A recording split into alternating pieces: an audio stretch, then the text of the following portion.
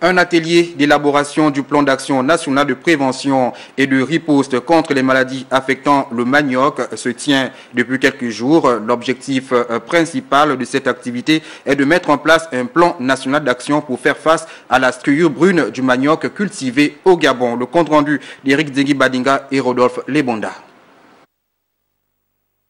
Aliment de base au Gabon, le manioc est la troisième source importante de glucides pour les populations. Cet aliment est consommé par près de 800 millions de personnes dans le monde, parmi lesquelles environ 500 millions d'Africains.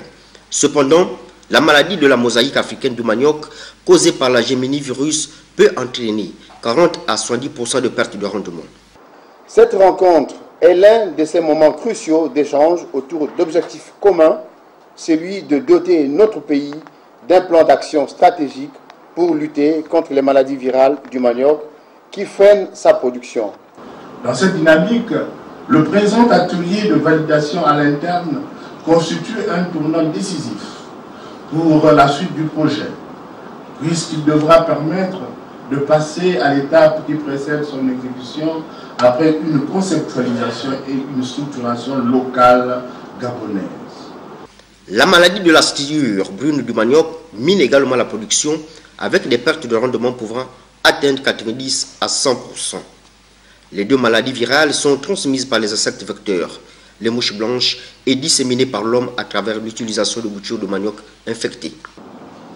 Le sujet qui nous rassemble est très évocateur des enjeux de l'agriculture vivrière. En effet, face à la menace de propagation des maladies virales qui planent sur cette culture essentielle pour la sécurité alimentaire de nos populations, il nous faut agir de manière vigoureuse et coordonnée pour apporter une riposte efficace à ce fléau. Cet atelier s'inscrit dans le cadre du programme ouest-africain d'épidémiologie virale pour la sécurité alimentaire. Le projet a été mis en place en mars 2015 avec le financement de la Fondation Bill et Melinda Gates.